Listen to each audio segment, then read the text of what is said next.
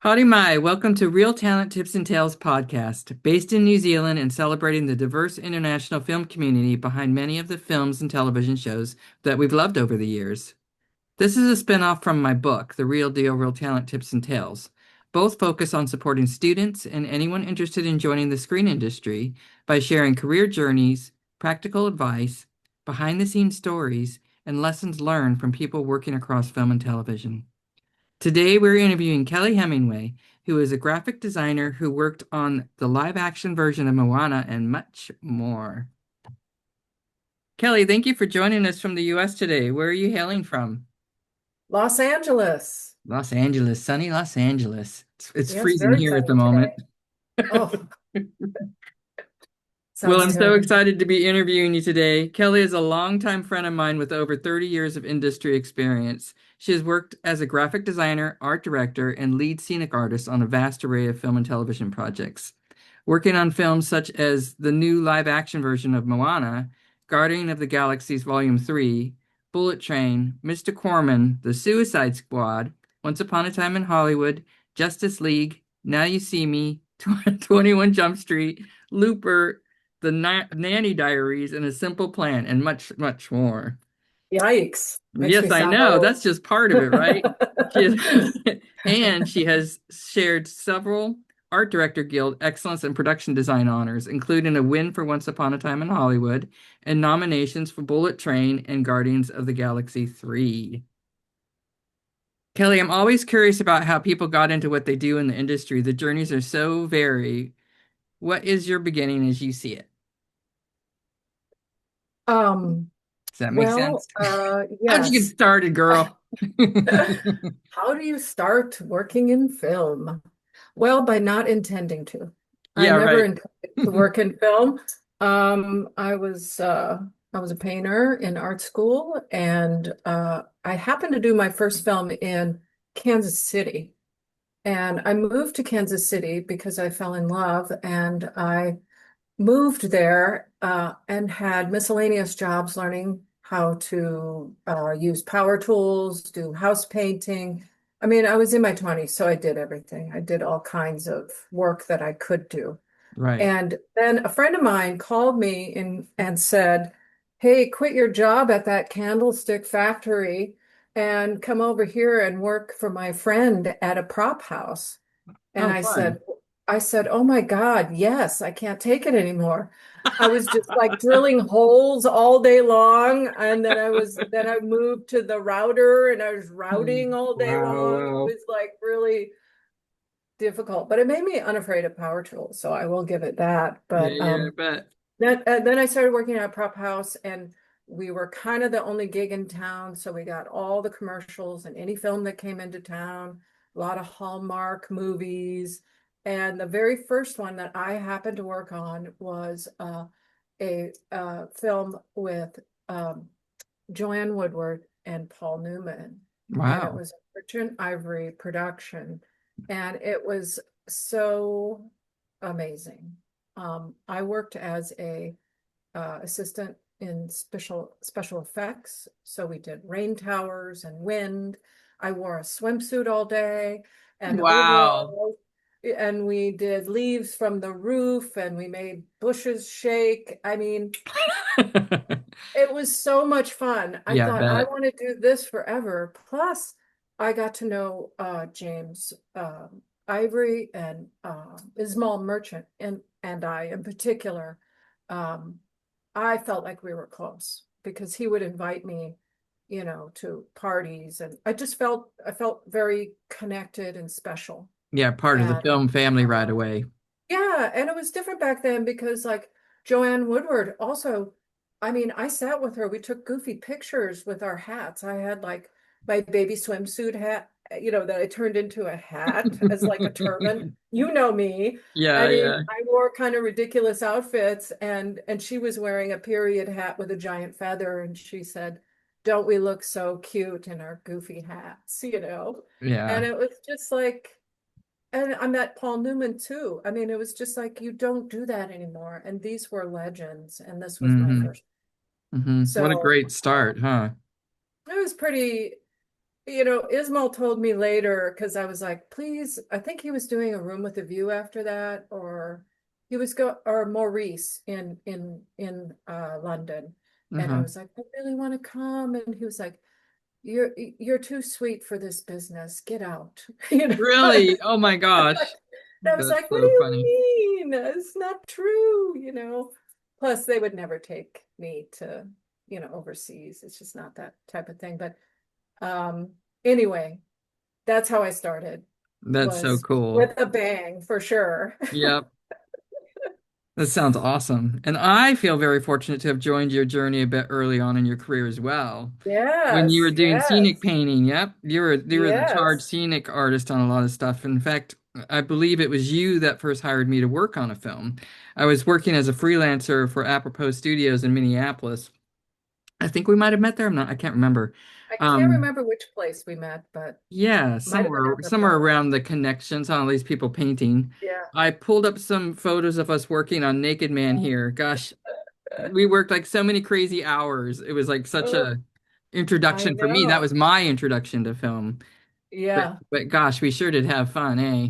Oh my God. Do you remember that day where the guys came and We were working on the landing strip. Yeah, that was crazy. I'm And we like, I were can't like believe what we have to do for films, right? We were painting I think we cracks. were putting, yes, painting cracks, and we were putting reflective tape down because I remember freaking out because I'd killed so many insects with the reflective tape, putting it down. I Oh was my like gosh. trying to lift it up a little bit. And you and I think maybe Andy Yeah, we Andy were was there, all yeah. with our long sticks, like aging on this thing. And these guys, they were so funny. These guys at the Thunder Pig, is it?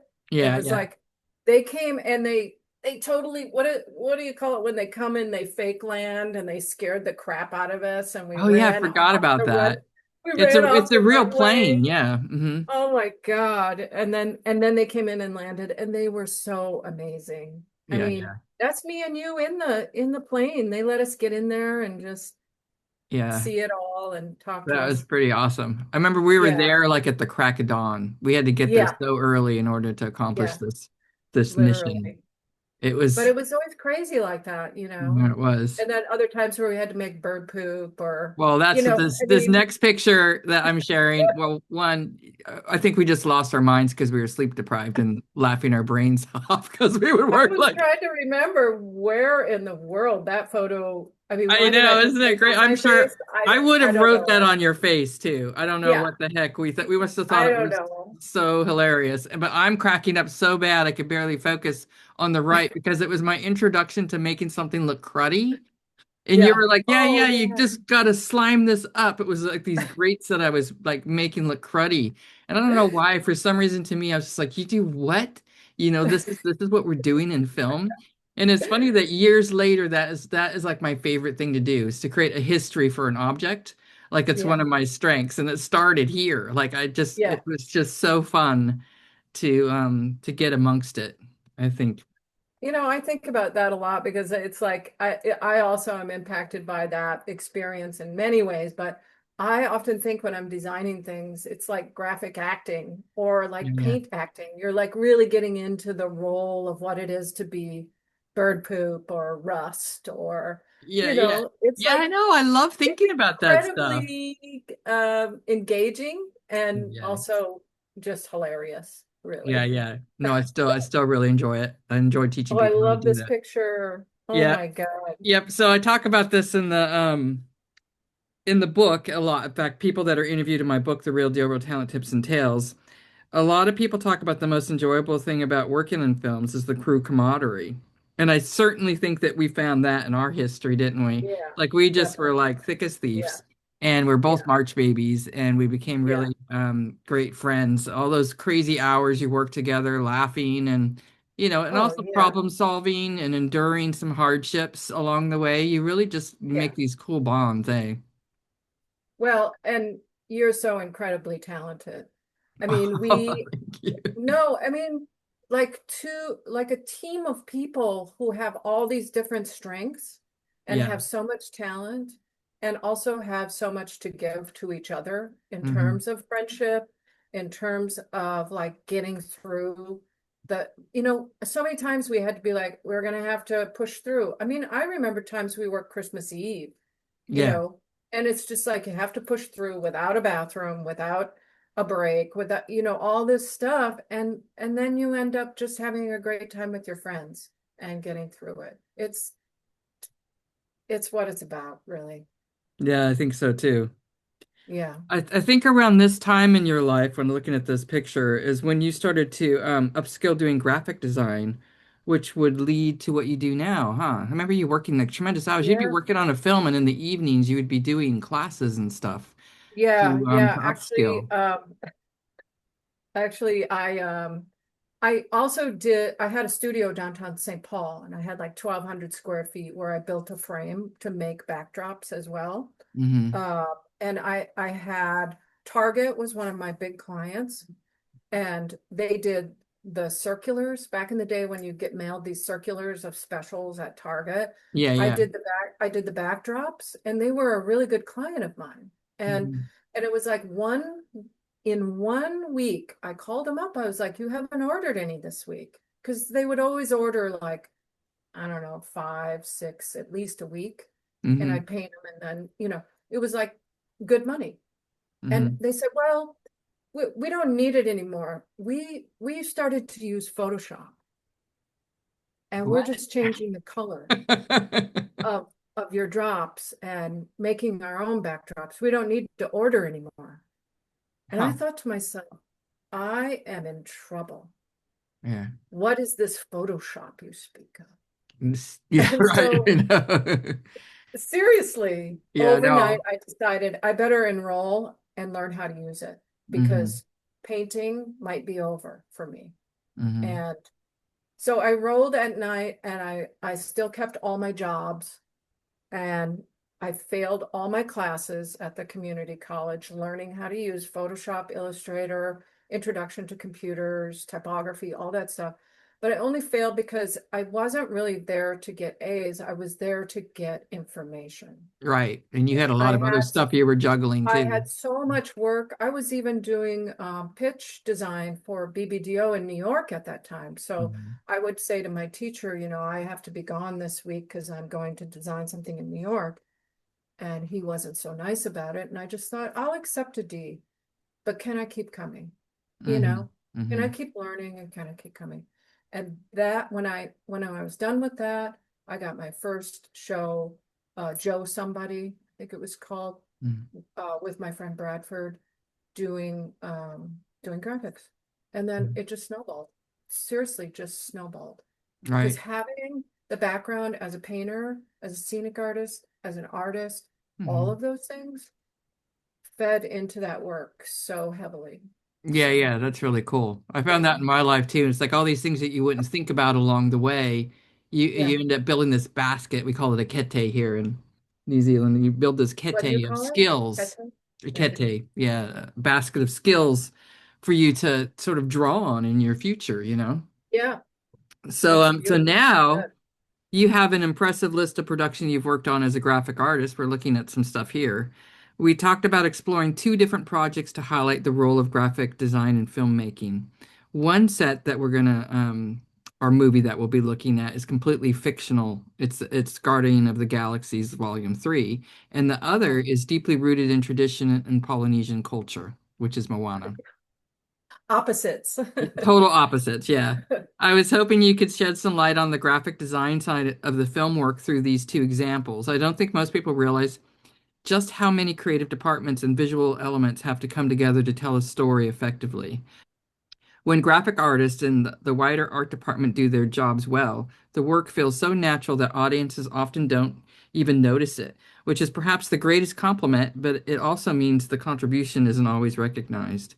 Kelly, before we dive into these next few projects, could you give us a little bit of insight what a typical day might look like for a graphic designer working in film and television? Like what kinds of graphic and visual elements do you create to help bring a scene to life? Who do you typically report to? And which departments do you work closely with on a production? Um, A lot of questions. all I'll just do it. right. Yeah. Yeah, yeah. Um, I see graphic design in film. as a department.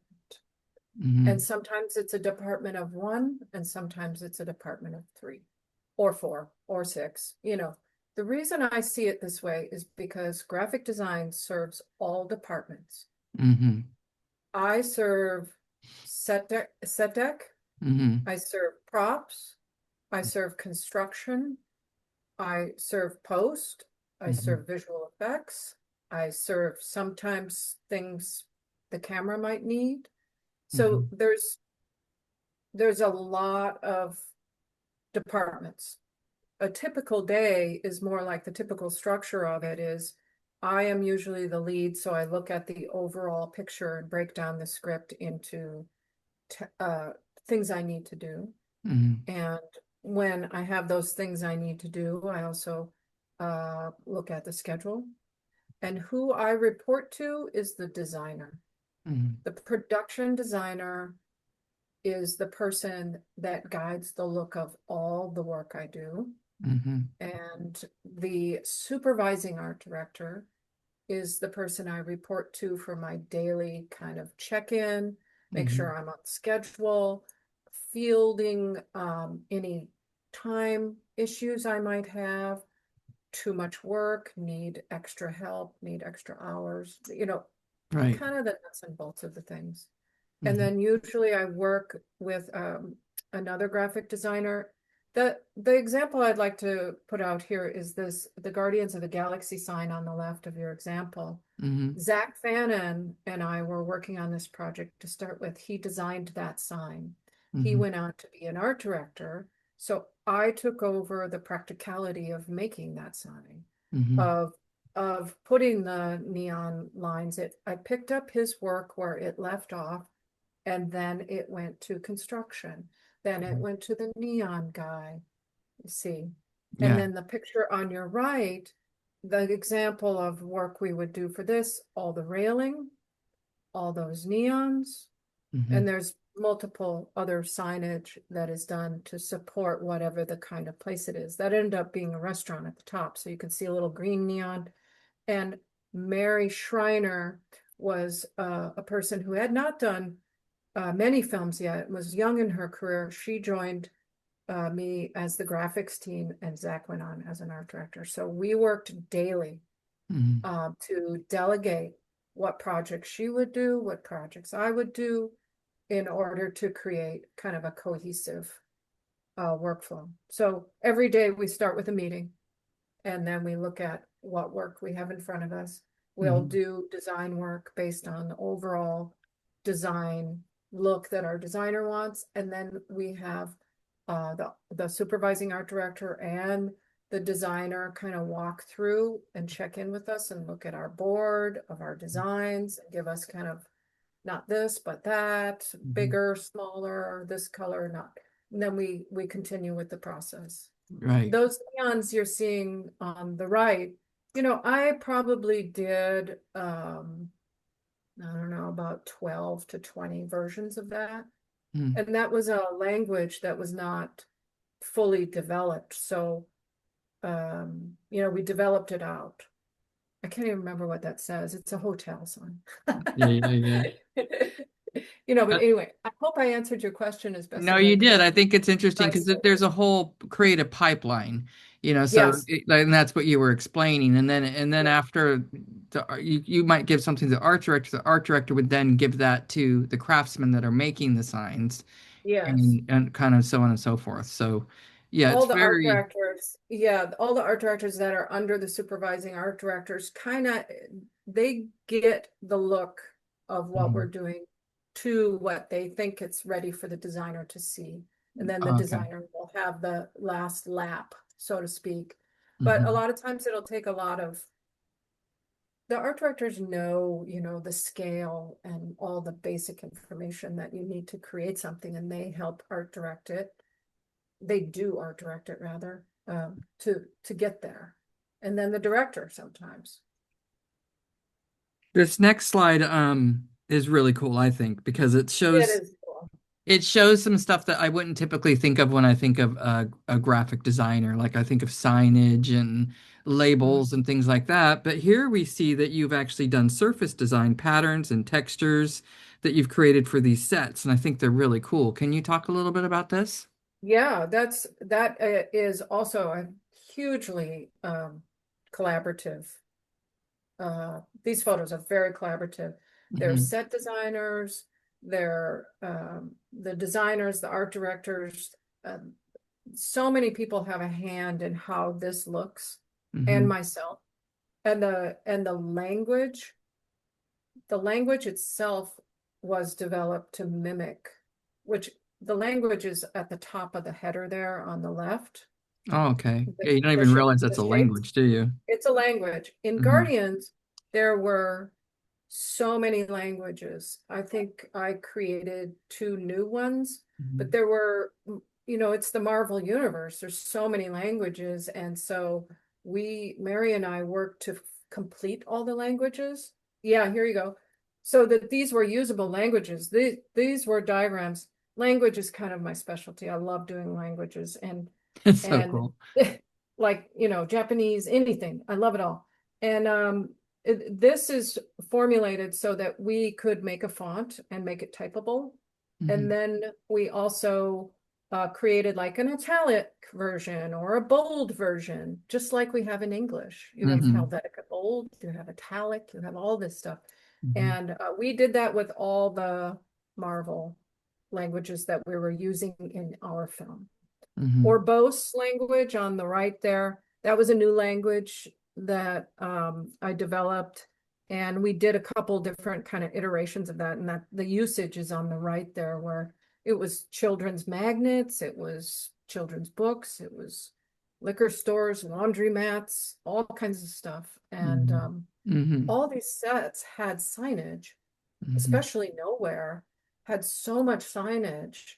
Here's some of it This there. is just like, Hmm. don't go here, or, railroad crossing, like all the things that are on in our world, they were in this world too, in our languages. Hmm. This was so fun to do. It's I so bet. fun to it's so fun to imagine another world and root it in what an audience can understand, which is Earth. We're Earthlings. So we want to see something that is relatable, but yet looks different. And yeah, you could see the background of the tile too. This Yeah, is I'm going to go back to that because we had a slide here that I love yeah. that.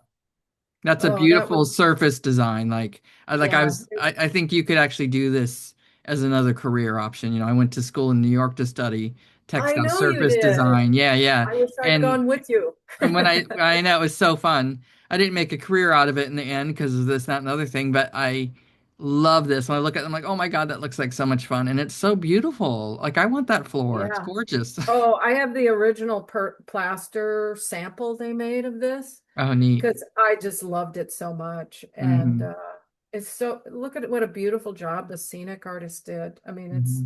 it was a Yes. mold and then they made it, and Nowhere is so beautiful. Hmm. The scale of it was so huge, and the textures and the signage and the colors. It's just, I mean, look at the grading everywhere is so cool. A lot Hmm. of great set designers and art directors. The art directors on this show were just amazing. Hmm. Modelers and draw. I mean, the sets were so incredible and so huge. The Bowie was a two-story spaceship, literally, and it's just incredible that we were able to do all of these things, Hmm. be a part of that. So, yeah. So cool. So yeah, and it also makes all those little details that you add make the world feel authentic and believable, right? Mhm. That's the Yeah. biggest part of all of it. Down to beverage labeling Yep, and we've got like, some of that here. yeah, this was the well, this is the cage where you find out 89P13. All the sad background.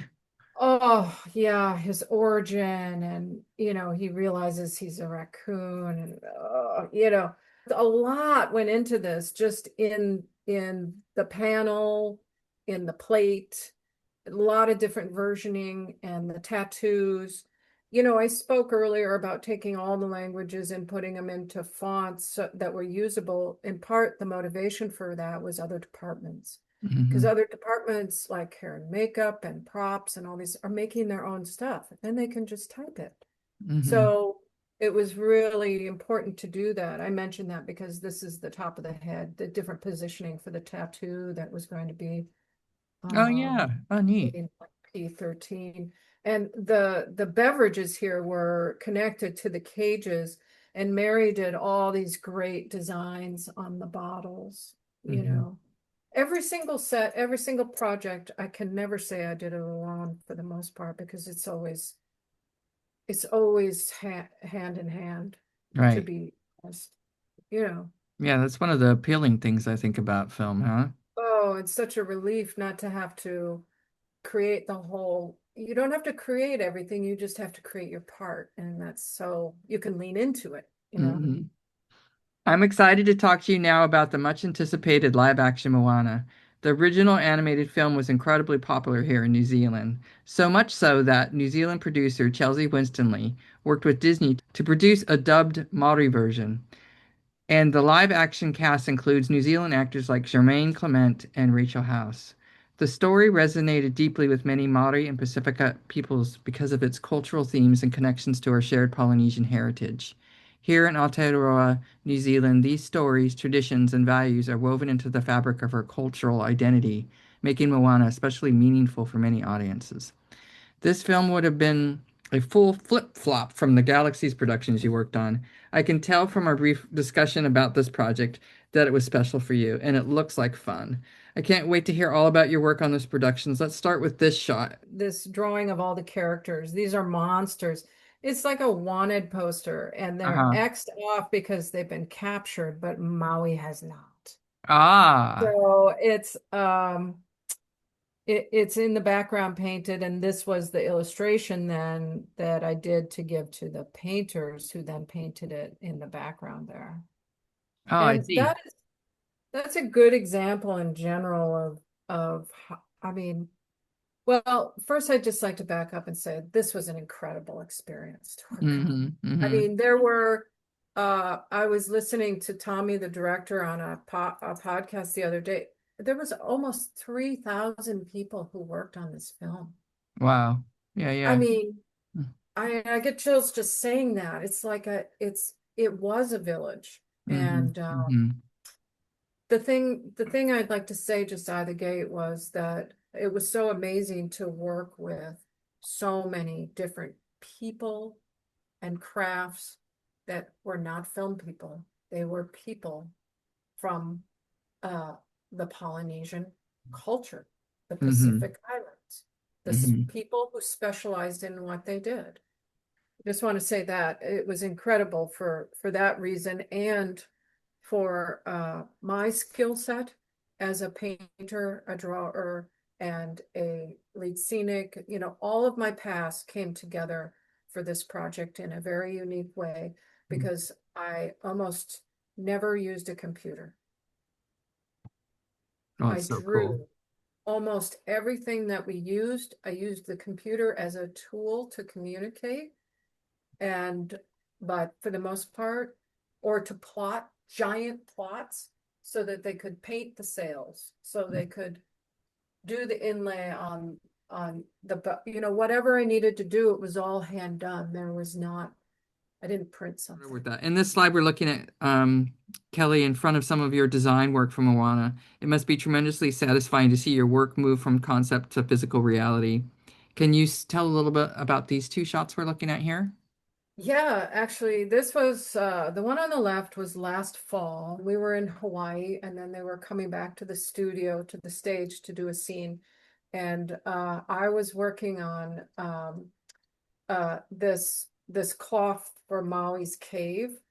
That was him. It was a painting of him going Mm-hmm. like, this that was cut. It was the entrance to the cave. And Okay. so I was experimenting with different materials, raw materials. It was like almost like a tree bark that was woven or something. And I had to experiment with some of the inks and stuff to Mm-hmm. see what was going to work. Mm-hmm. And I was asked to do the task because I had done a lot of the illustrations of this particular scene of Mm-hmm. Maui. So I was asked to do the illustration life size. Oh, neat. So I had already moved out of my office, so I just took an office that had a long table on it and did sections of it Mm-hmm. and experimented with it until I could hand it over to the scenics to do the finishing work on. Mm-hmm. And it was it was really fun to actually be painting, you Yeah, know, I bet. at a Yeah, then scale. yeah, yeah, it's And gorgeous. what you see in the background is a black and white print. And when I said pounces, that's what I meant. I would scan, if it was a drawing, I would scan it and then print it full scale on the computer on a plotter and Mm-hmm. piece it together so that you could put the little holes, poke the holes, put chalk on it, transfer it to the material and do the Mm-hmm. paint. To the right is the feather design that is the chief's fale. And we experimented with different designs for that too, different Mm-hmm. feathers. I did all the layouts for that and presentation and then the scenics. I did some plots again and Mm-hmm. then guides for the painters and then they painted it.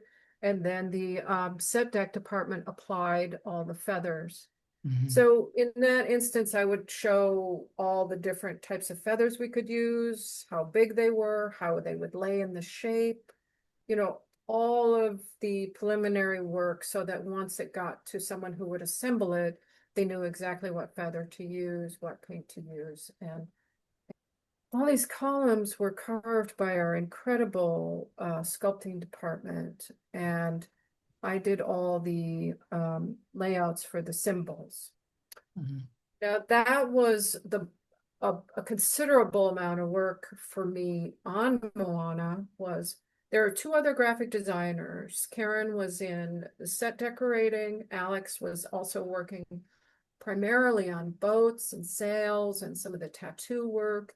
Um, and the reason I say this is that it was such a huge undertaking. It took three of us to accomplish this, but the first thing all of us did was create a symbols dictionary. Mm-hmm. So I dedicated a lot of my time in researching and meeting with the cultural team in order to establish the correct interpretation of Mm-hmm. these symbols Mm-hmm. for each one of these um, follies. So there in the on the right, I'm pointing out that that's a symbol for netting and fishing and family and community. Each pole had a different significance depending on what the building was for, the fale was for. And Mm-hmm. all of that was under the direction of our cultural team. Noessa was in charge of our research department, who put us in with the council, the cultural council, Mm-hmm. uh, which was made up of, you know, leaders in the Right. community who would review everything we did and made sure that we were in line with what would be appropriate. Mm-hmm. So this was a huge, um, fascinating, exciting, Oh, I bet. very, I Yeah, the mean, cultural research and exploration involved in designing am I pronouncing it right, the Kohale, the village in itself, yeah, would have been a tremendous experience in itself. And then as we move through the next few slides, I would love for you to share that journey with us a little bit more and talk to us through some of the cultural influences and mm, design decisions that helped bring this world to life. What are we looking at here? For instance, this is more of I what we were love looking this. at before. You would have done some Yeah. drawings for the carving.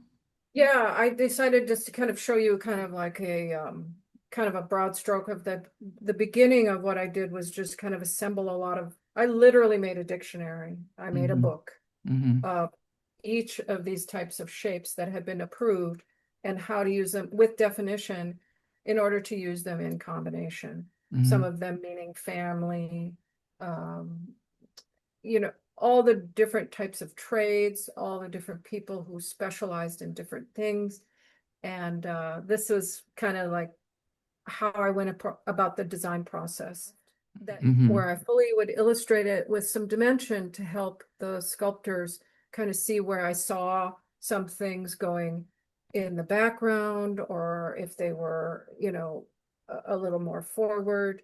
And then the background images, they were all doing the I can't remember what scene this is, but everyone is dancing and it's incredible. I mean, when you see the film, you're gonna cry.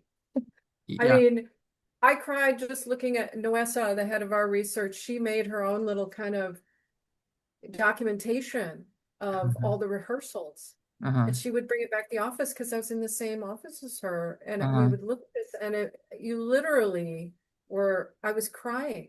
Yeah. It's so moving seeing so much energy Hmm. and authentic power of, people being together. It was, Right. It is. yeah, It's really cool. it's hard to describe, but you'll know what I mean as soon as you watch it. Oh, I'm sure. Yeah, yeah. You know, and Yeah. this is an example again of some of the symbols. This was going to be kind of a pearl. I can't remember the exact word for it. Uh, we were looking at different finishes to put inlay into this particular ship, for the ancestor cave. Hmm. And it was a foreground canoe. I'm not sure I remember whose canoe this might have been, but it's just an example of what one of my worksheets looks like. And this would go to the art director. Michael Gowan was the art director on the boats, and he would give me notes, and then we would pass on to the designer John Meyer. John Hmm. Meyer, the John Meyer, incredible designer with Hmm. incredible history. My pleasure to work with. Um, this was a prop that was carved, and it was, gosh, how big was it? You'll see it in the movie. It must have been 12 feet wide. Hmm. It's we were concepting what it would look like. And so this is an example of kind of my daily work where I would draw it out. I imported it into a image of a like drum and painted on it. Now, when I say painted, I mean digitally paint. I also have a Cintiq drawing tablet. So I do Hmm. all my drawing for real on paper, Yeah. and then I'll scan it and bring it in and paint on the computer. Oh, neat. This was some of that. Now the bottom right one, actually, I did very similar. I keep forgetting to say, there's also the Moana animated film, which most of these people worked on, and it was definitely in our world to fold into our live action. Right. So the one on the right, the lower right, was in the live action. Oh, That neat. was the animated kind of version of the Hmm. drum. Hmm. And I showed it as an option, but we did not end up going with it. Hmm. But we always included that into the design process, was what they did in the animated was also just part of the discussion, not necessarily copied, but in the discussion.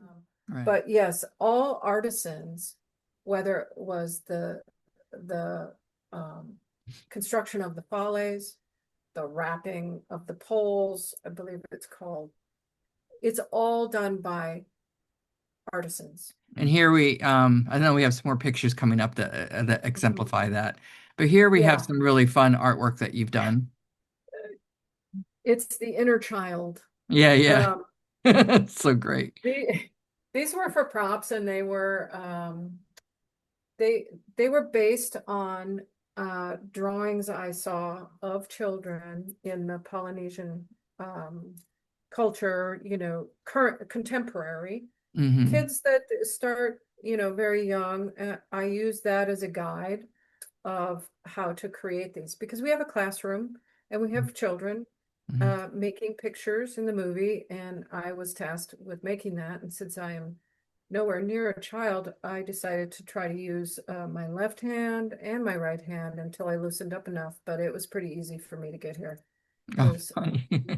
I think I think it was so much fun. Yeah. And Yeah, it the looks like tools fun. I'm showing you too, I used a traditional paintbrush, a small one, but we also used um, paintbrushes made from materials from the islands and these Bristols. And I used those also to paint with because we wanted some authenticity. I Hmm. found it difficult Yeah. because they were kind of bigger than our scale was, but I used them anyway because it adds an element of spontaneity when you use something that you're not familiar with. Your trained Hmm. hand doesn't just go right to being trained. Hmm. And sometimes I'll close my eyes Hmm. just so I make the thing I see in my head Oh, instead of make neat. the thing I see on the paper, Hmm. because you always want to do well no matter what, and that'll screw it up.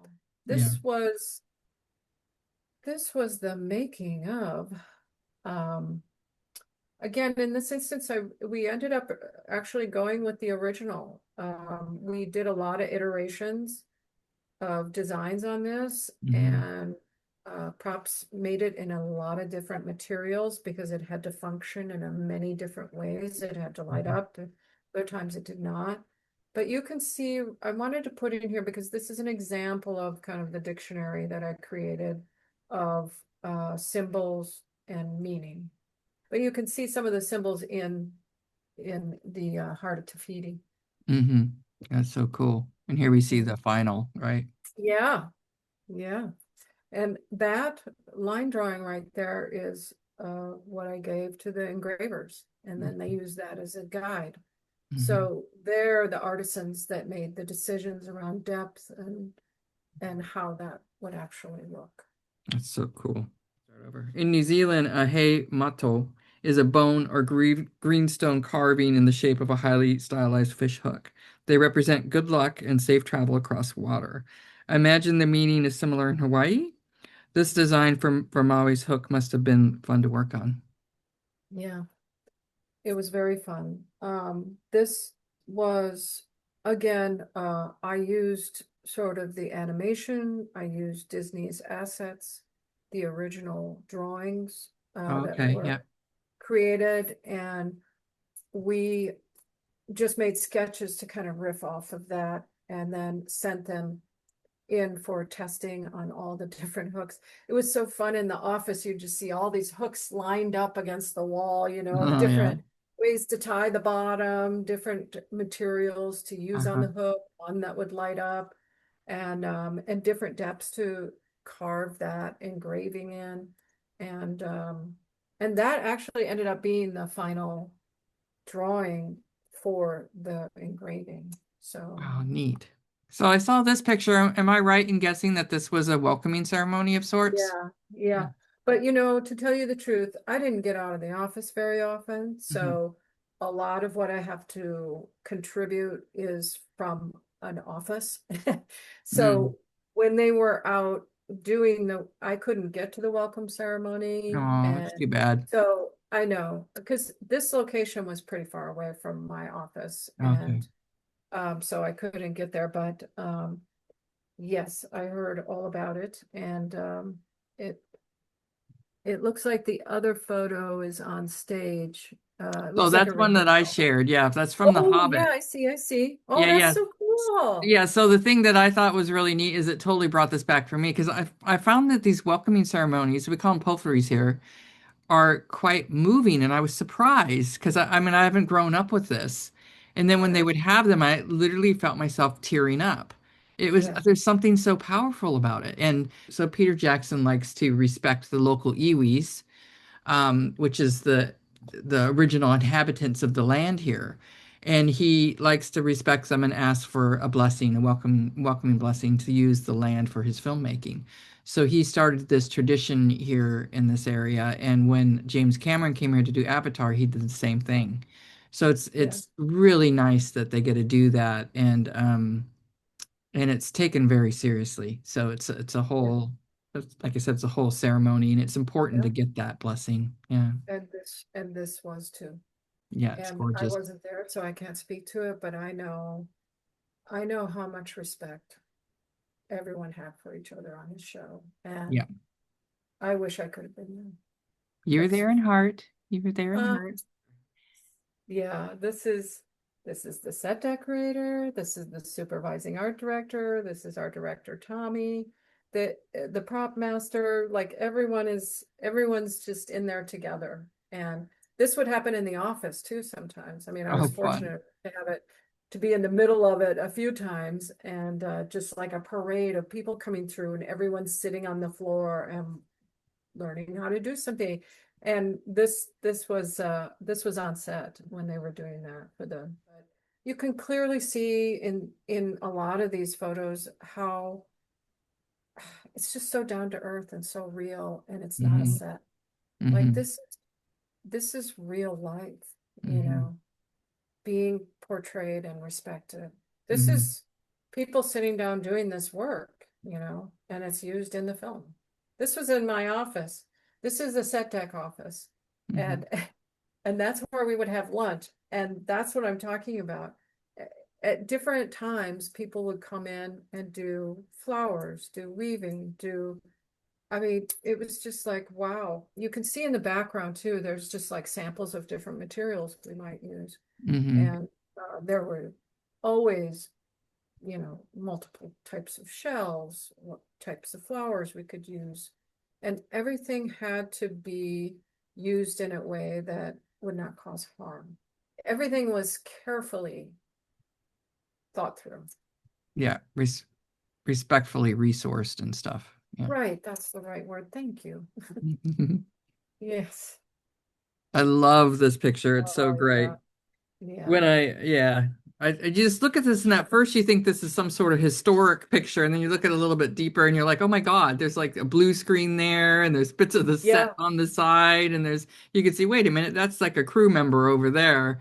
It's a fascinating glimpse behind the curtain and a reminder of just how much craftsmanship goes into creating a world like this. Well, yeah, because you're looking at actors and you're looking at craftspeople and you're looking at teachers, people who are teaching others how to do this and what the right way is to put the net up, and then the people who will be helping on set are there. I mean, it was a complete passing of the baton of how this should be portrayed. Mhm. It looks so real.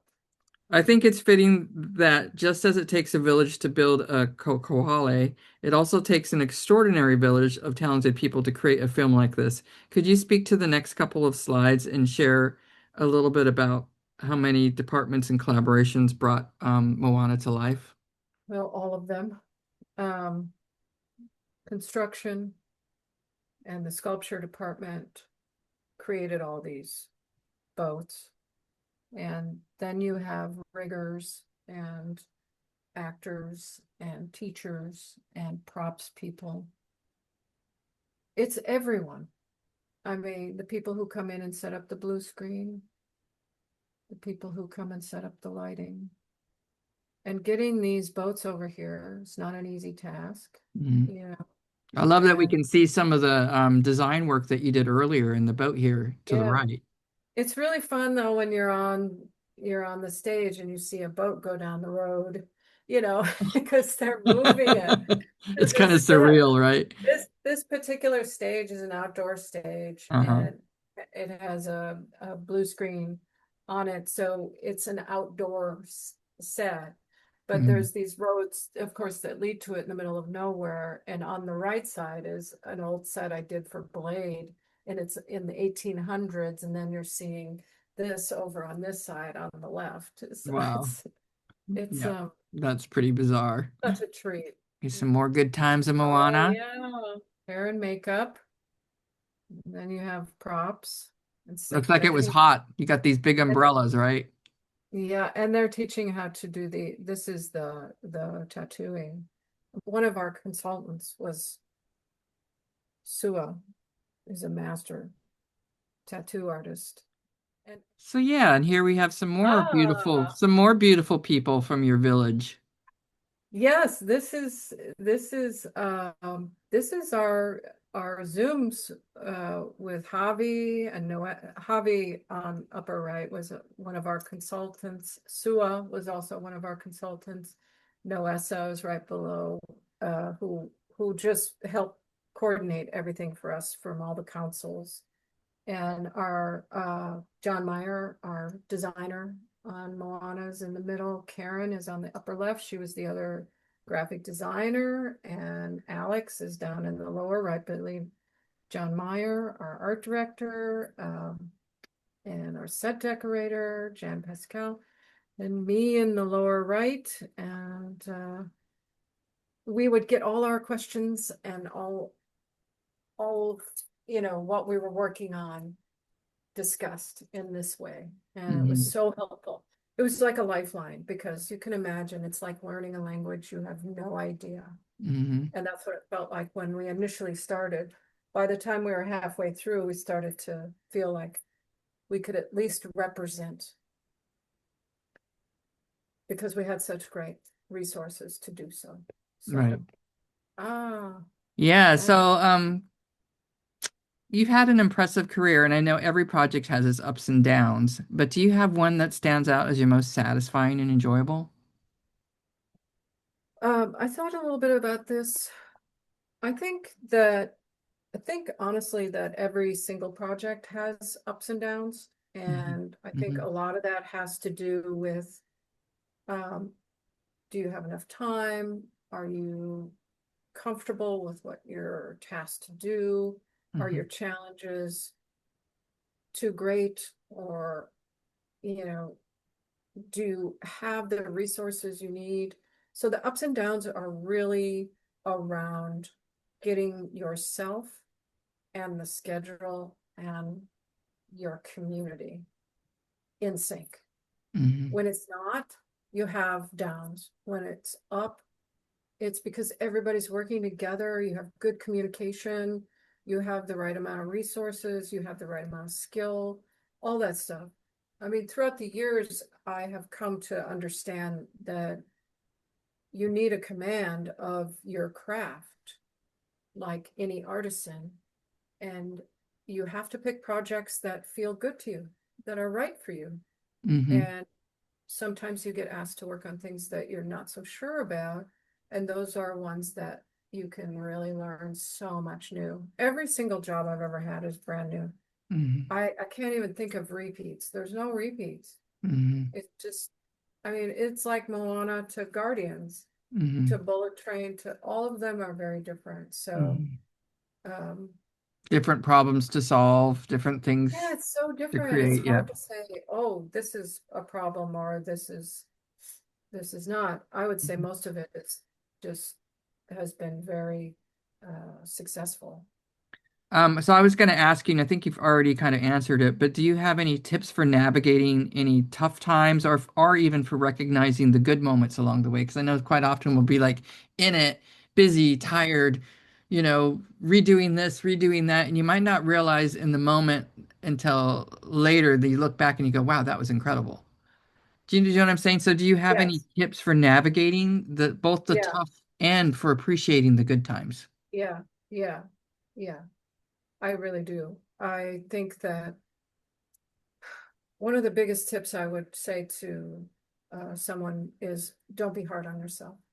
Hmm. Is I think when you're hard on yourself or you're nervous or you feel like you're not good enough, all those things kind of snowball on you and it Hmm. make it very hard for you to feel like you should be in the room. And it's hard for you to manage your time. It's hard to show your skill. You Hmm. need to, one of the biggest challenges for me was getting over that, my Hmm. insecurity, and Hmm. getting over the fact that I do belong. And part of what made me feel like I belonged in this business was the friends I made and the colleagues. And when I Hmm. needed help and I found someone I could trust to ask without feeling stupid, Hmm. I always did better. We Hmm. always do better when we're not being criticized, but Hmm. when we're being supported. Hmm. And I always try to be that for new people coming in also, Hmm. emphasizing strengths and working on your strengths and understanding who you are Hmm. and having a good time. Yeah, It's try to have a good okay to time. be happy and have a good time and to laugh Yeah, and to yeah. make friends because they'll be lifelong friends. Yeah, yeah. I know. It's good to hear that you still hung on to that because I know that sometimes when I'm stressed out at work and stuff, I forget to laugh. Especially when you become in charge of a team. When we were younger, we were so blessed to just be like on the Yeah. same page and just Screwballs. I mean, we had so much fun. yeah, yeah, and then just, making it was just always like bring it on, you know what I mean? It Yeah. wasn't there wasn't Yeah. any fear in it. It was just like, Yeah. yeah, bring it on. We can do this. And I feel That's so because we blessed to had each have that. other. Yeah. Yeah. And I think that there are points when I've worked on big projects like The Hobbit for sure, 3 years nonstop, big cruise, big project, that the stress and the fatigue really got to me and I sort of forgot how to laugh. I think Yeah. it's Yeah. horrible, and Yeah. it's like it's really important to go to that place, isn't it? And kind of not to Yeah. take yourself and the project so seriously. It's like, yeah, you need to care. You want to do well, but it isn't an end all, it is about getting help, isn't it, when you need it, and not looking at that like a weakness. And It's not a weakness. The yeah. weakness is, beating yourself up. You don't need to do it. You're not responsible for how much stress you feel. Most of the time, you're just feeling the pressure Hmm. because there's always that. But you have to take breaks and you have to get sleep and you have to do certain things to take care of yourself. Otherwise, you do get too stressed out. Right. I'm not saying I mastered it. I pay a little more attention to Hmm. it now because you want to be creative. Hmm. And that synergy of creation with other people is so incredible. It Hmm. will carry you through sleeplessness and Yeah, yeah. stress. It is your strength. Yep, I hear you. So, Kelly, where do you see yourself going from here? Um, uh, I think I'm actually going into textile design. Um, Really? That's so funny that I You bring that you up. mentioned that, and I didn't want to say it, but like on the other side of my studio wall here is I've started concentrating on my own artwork. I'm working on a 40-foot drawing on the other side, Hmm. and I'm also started doing design for scarves, textile design. Oh, So I do beautiful. I know you love your clothing. scarves. Oh, yes, I have a pretty big vintage collection, and I Uh-huh. really admire those artists. Hmm. And um, yeah, I have started to do that. I should maybe be ready to launch my store, hopefully by the end of the year, if I don't get too busy in a movie. But Hmm. yeah, it's kind of my next thing I'm gonna do. Oh, So I'm so excited for you. That sounds like fun. It's yeah, exploring new territory. Well, you certainly yeah, have a knack for it, that's for sure. In closing, do you have any advice for folks wanting to get into graphic design work for television and film or film work in general? Do you have any tips for like yeah. youngsters out there wanting to know? Yes, find mentors. Find mentors. I think find someone you admire and find a way to get a hold of them. Mm-hmm. I have been contacted cold by people and have offered advice. People will get back to you, or try to get in some proximity of the work. You know, volunteer or try to find out how you can get on a production or something along those lines. But I think before you do all that, you just have to find the thing you love and follow it because Great I advice. honestly, I honestly don't believe, I never imagined I'd be where I am or have gotten here in this way. Mm-hmm. All I wanted to do was paint. I Hmm. wanted to paint and play violin, and that's what I did, and that's how I got here. Hmm. So it wasn't on purpose.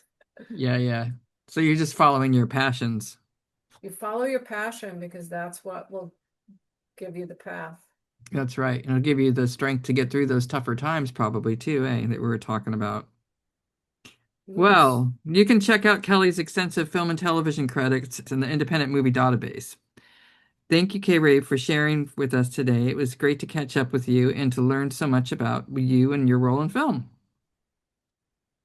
Well, thank you for having me. It was a real pleasure. Thanks, thanks to all of you out there listening too. Please check out our website, therealdealcrew.com for book and other news. Until next time, may you keep on keeping on with many moments of joy and wonder along the way.